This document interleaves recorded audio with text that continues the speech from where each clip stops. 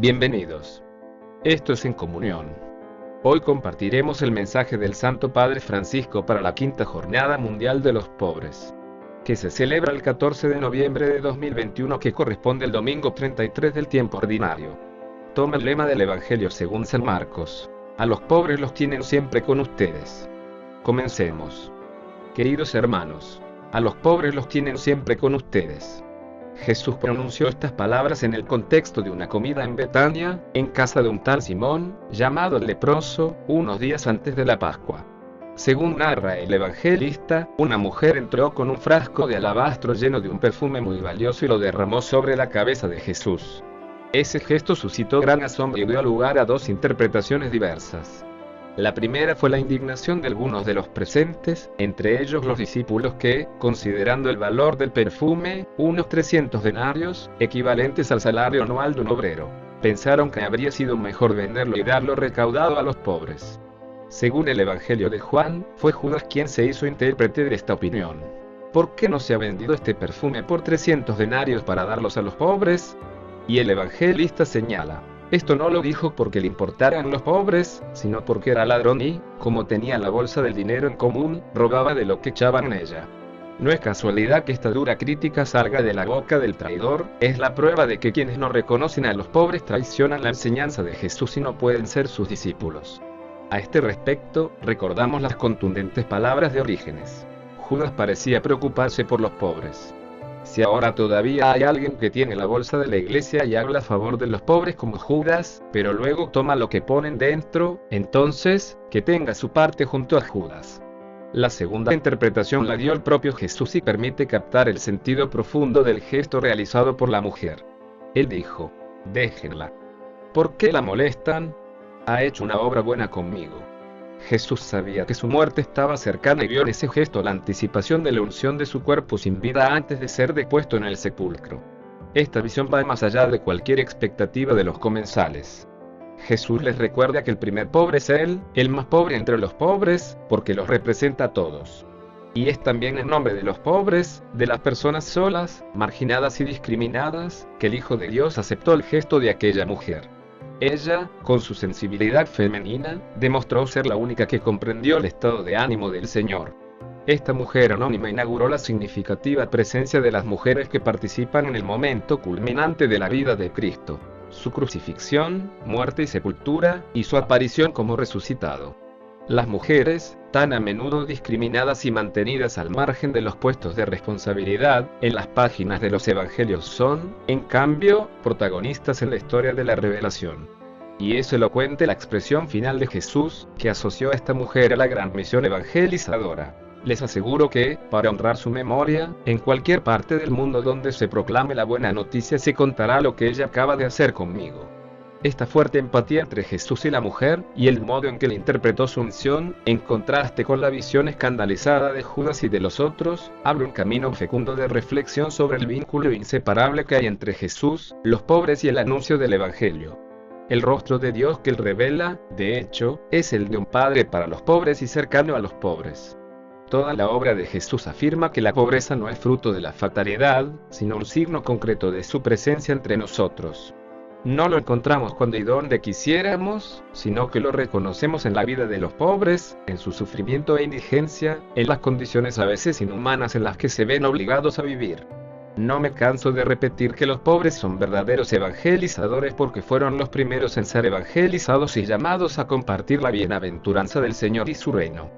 Los pobres de cualquier condición y de cualquier latitud nos evangelizan, porque nos permiten redescubrir de manera siempre nueva los rasgos más genuinos del rostro del Padre. Ellos tienen mucho que enseñarnos. Además de participar del sensus fidei, en sus propios dolores conocen al Cristo sufriente. Es necesario que todos nos dejemos evangelizar por ellos. La nueva evangelización es una invitación a reconocer la fuerza salvífica de sus vidas y a ponerlos en el centro del camino de la Iglesia. Estamos llamados a descubrir a Cristo en ellos, a prestarles nuestra voz en sus causas, pero también a ser sus amigos, a escucharlos, a interpretarlos y a recoger la misteriosa sabiduría que Dios quiere comunicarnos a través de ellos. Nuestro compromiso no consiste exclusivamente en acciones o en programas de promoción y asistencia. Lo que el espíritu moviliza no es un desborde activista, sino ante todo una atención puesta en el otro considerándolo como uno consigo. Esta atención amante es el inicio de una verdadera preocupación por su persona, a partir de la cual desea buscar efectivamente su bien. Jesús no solo está de parte de los pobres, sino que comparte con ellos la misma suerte. Esta es una importante lección también para sus discípulos de todos los tiempos. Sus palabras a los pobres los tienen siempre con ustedes también indican que su presencia en medio de nosotros es constante, pero que no debe conducirnos a un acostumbramiento que se convierta en indiferencia, sino a involucrarnos en un compartir la vida que no admite delegaciones. Los pobres no son personas externas a la comunidad, sino hermanos con los cuales compartir el sufrimiento para aliviar su malestar y marginación, para devolverles la dignidad perdida y asegurarles la necesaria inclusión social. Por otra parte, se sabe que una obra de beneficencia presupone un benefactor y un beneficiado, mientras que el compartir genera fraternidad. La limosna es ocasional, mientras que el compartir es duradero. La primera corre el riesgo de gratificar a quien la realiza y humillar a quien la recibe. El segundo refuerza la solidaridad y sienta las bases necesarias para alcanzar la justicia. En definitiva, los creyentes, cuando quieren ver y palpar a Jesús en persona, saben a dónde dirigirse. Los pobres son sacramento de Cristo, representan su persona y remiten a Él. Tenemos muchos ejemplos de santos y santas que han hecho del compartir con los pobres su proyecto de vida. Pienso, entre otros, en el padre Damián de Veuster, santo apóstol de los leprosos. Con gran generosidad respondió a la llamada de ir a la isla de Molokai, convertida en un gueto accesible solo a los leprosos, para vivir y morir con ellos. Puso manos a la obra e hizo todo lo posible para que la vida de esos pobres, enfermos y marginados, reducidos a la extrema degradación, fuera digna de ser vivida. Se hizo médico y enfermero, sin reparar en los riesgos que corría, y llevó la luz del amor a esa colonia de muerte, como era llamada la isla. La lepra lo afectó también a él, signo de un compartir total con los hermanos y hermanas por los que había dado la vida. Su testimonio es muy actual en nuestros días, marcados por la pandemia de coronavirus. La gracia de Dios actúa ciertamente en el corazón de muchos que, sin aparecer, se gastan por los más pobres en un concreto compartir. Necesitamos, pues, adherirnos con plena convicción a la invitación del Señor. Conviértanse y crean en la buena noticia. Esta conversión consiste, en primer lugar, en abrir nuestro corazón para reconocer las múltiples expresiones de la pobreza y en manifestar el reino de Dios mediante un estilo de vida coherente con la fe que profesamos. A menudo los pobres son considerados como personas separadas, como una categoría que requiere un particular servicio caritativo.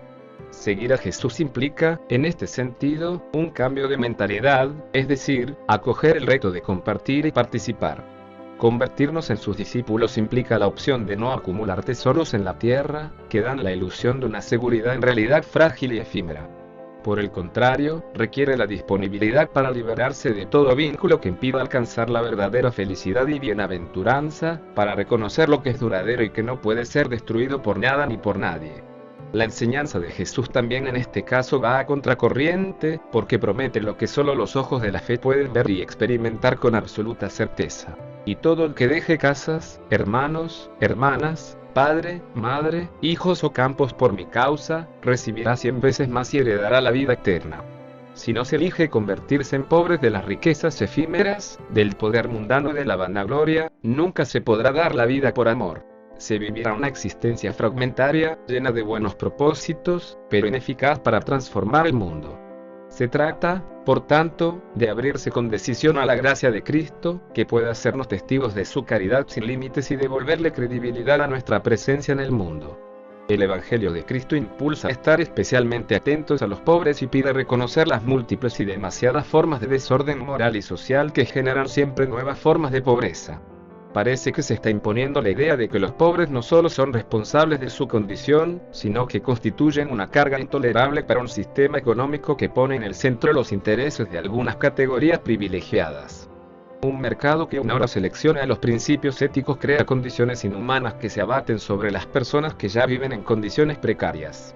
Se asiste así a la creación de trampas siempre nuevas de indigencia y exclusión, producidas por actores económicos y financieros sin escrúpulos, carentes de sentido humanitario y de responsabilidad social. El año pasado, además, se añadió otra plaga que produjo ulteriormente más pobres: la pandemia. Esta sigue tocando las puertas de millones de personas y, cuando no trae consigo el sufrimiento y la muerte, es de todas maneras portadora de pobreza.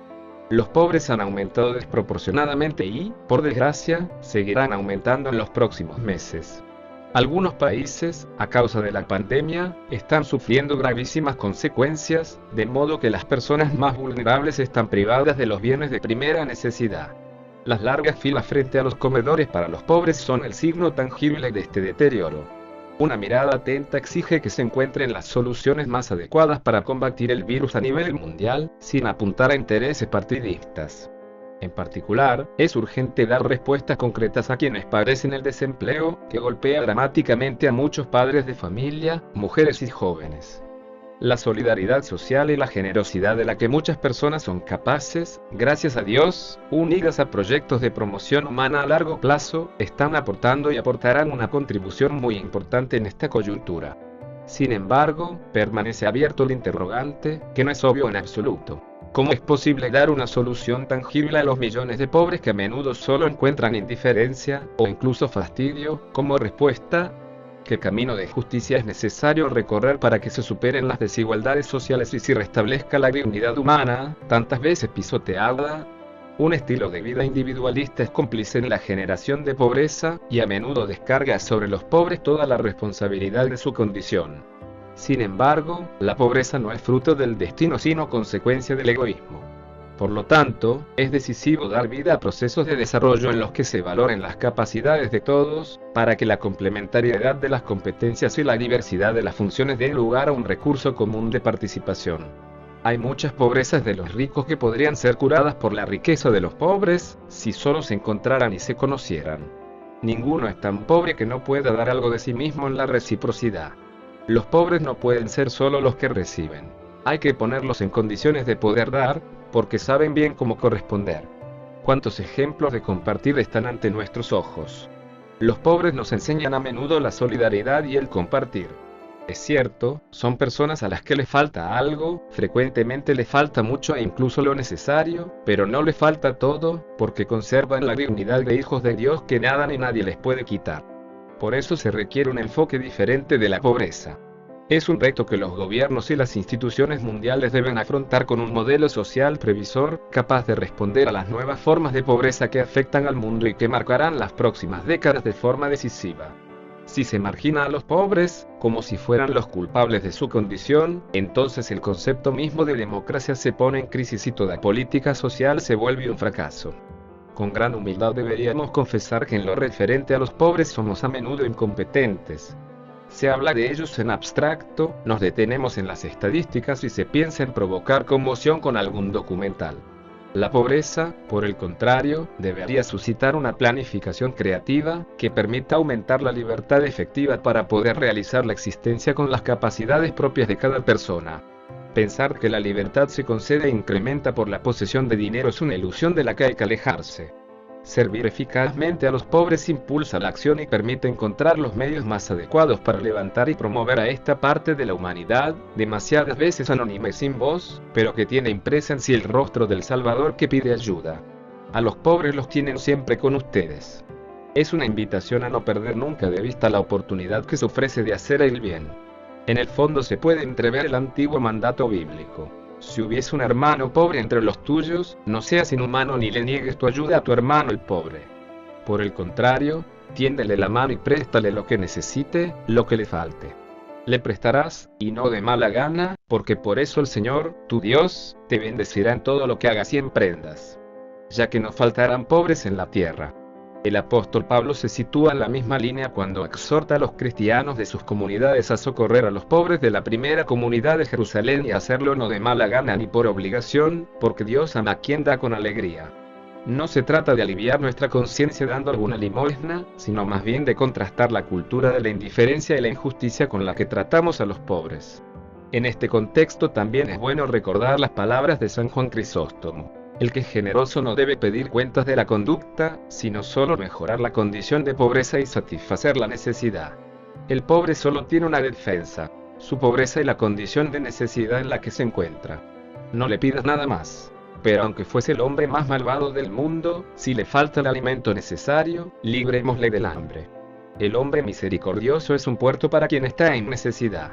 El puerto acoge y libera del peligro a todos los náufragos. Sean ellos malvados, buenos, o sean como sean aquellos que se encuentren en peligro, el puerto los protege dentro de su bahía.